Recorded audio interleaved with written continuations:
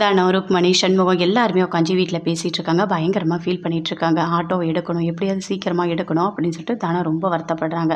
Licence எடுக்க முடியுமா உடனே அப்படின்னு கேட்குறாங்க. இல்லை உடனே எடுக்க முடியாது சிஸ்டர், 1.5 மாதம் ஆகும். எல்எல்ஆர் அப்ளை பண்ணணும், அதுக்கும் அப்புறம் தான் நம்ம லைசன்ஸ் எடுக்க முடியும் அப்படின்னு சண்முகம் சொல்கிறாரு.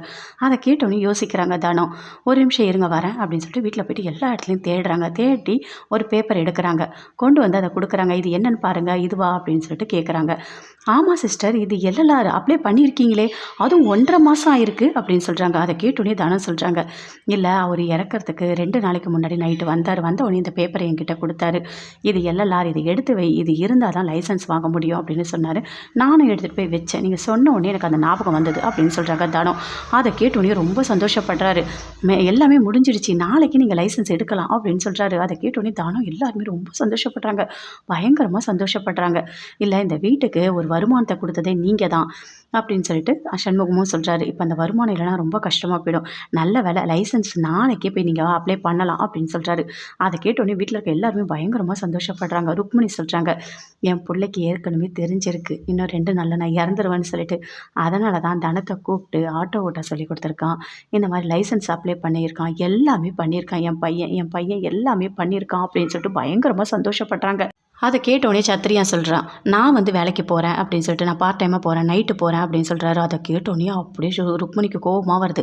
இங்கே பாருடா, நீ நைட்டெல்லாம் வேலைக்கு போகவே கூடாது, நல்லா படி, நல்லா பெரிய கம்ப்யூட்டரில் வேலைக்கு போ, வெளிநாட்டுக்கு வேலைக்கு போ, சம்பாதிச்சு கொடு, அது எங்களுக்கு போதும். அதை விட்டுட்டு நைட்டு வேலைக்கு போகிறேன், அதை போகிறேன், இதை போகிறேன்னு ஏதாவது சொன்னேன், நான் என்ன பண்ணுவேனே தெரியாது அப்படின்னு ருக்மணி சொல்கிறாங்க. ஏமா என்ன வேலைக்கு போக வேணான்னு சொல்கிற அப்படின்னு கேட்குறாரு. ஆமாம், உங்கள் அண்ணன் சொல்லியிருக்கான், உன்னை நைட்டு வேலைக்கு எங்கேயுமே அனுப்பக்கூடாது, உன்னை நைட்டில் எங்கேயுமே அனுப்பக்கூடாதுன்னு சொல்லியிருக்கான். அவன் என்ன சொல்லணும் அதை தான் நான் செய்வேன் அப்படின்னு ருக்மணி சொல்கிறாங்க. தானும் ரொம்ப சந்தோஷப்படுறாங்க. சரி, நாளைக்கு நான் போயிட்டு கண்டிப்பாக நான் லைசன்ஸ் அப்ளை பண்ணுறேன் அப்படின்னு சொல்கிறாங்க. சரிங்க சிஸ்டர், நீங்கள் எப்படியே பண்ணுங்கள் அப்படின்னு சொல்லிட்டு சண்முகம் அங்கேருந்து அப்படியே போகிறாரு. அந்த டிராஃபிக் போலீஸ் யோசிச்சுட்ருக்காரு, என்ன தனம், என்னையே அடிச்சுட்டு போயிட்டியா நீ, உனக்கு எவ்வளோ தைரியம் இருக்கணும், என்னை கல்யாணம் பண்ணுனா நான் வேணான்னு சொல்லிவிட்டு அவன் தான் முக்கியம், காதலிச்சவன் தான் முக்கியம்னு அவன் கூட போய் கல்யாணமும் பண்ணிட்டேன்.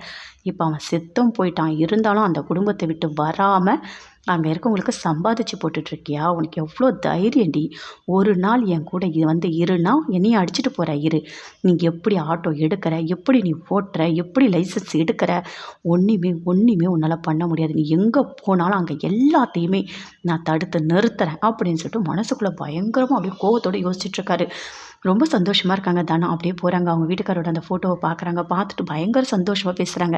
என்னங்க, நீங்கள் எனக்கு இந்த எல்எல்ஆர் அப்ளை பண்ணது எவ்வளோ சந்தோஷமாக இருக்குது தெரியுமா, நீங்கள் எல்லா நல்லதும் எனக்கு பண்ணி கொடுத்துட்டு போயிருக்கீங்க, நீங்கள் கவலைப்படாதீங்க, உங்கள் வீட்டை விட்டு போயிட்டேன், குடும்பத்தை விட்டு போயிட்டேன், நீங்கள் வருத்தப்படாதீங்க, நான் இருக்கேன், நான் பார்த்துக்கிறேன், சத்ரியா, ஷாலினி, சௌந்தர்யா எல்லாரையுமே நான் பார்த்துக்கிறேன், நீங்கள் கவலைப்படாதீங்க, கண்டிப்பாக நாளைக்கு நான் லைசன்ஸ் அப்ளை பண்ணிவிடுவேன், நான் வண்டியை எடுத்துருவேன், எனக்கு நம்பிக்கை இருக்குது, நீங்கள் என் கூட துணையாக இருந்தால் மட்டும் போதும் அப்படின்னு சொல்லிட்டு தானும் அவங்க வீட்டுக்கார ஃபோட்டோக்கிட்ட அப்படியே வேண்டிக்கிறாங்க. ருக்மணி ரொம்ப சந்தோஷப்படுறாங்க. மரகதக்கிட்ட போய் சொல்கிறாங்க, இங்கே பாரு மரகதம், எவ்வளோ சந்தோஷமாக இருக்குது, என் பையன் எல்லாத்தையும் பண்ணிட்டு போயிருக்கான், வண்டி ஓட்ட கற்றுக் கொடுத்துருக்கான், லைசன்ஸ் எடுக்க பண்ணியிருக்கான், எல்லாமே பண்ணியிருக்கான், என் பையன் மாதிரி யாருமே வர முடியாது அப்படின்னு சொல்லிட்டு ருக்மணி ரொம்ப சந்தோஷமாக பேசிகிட்டு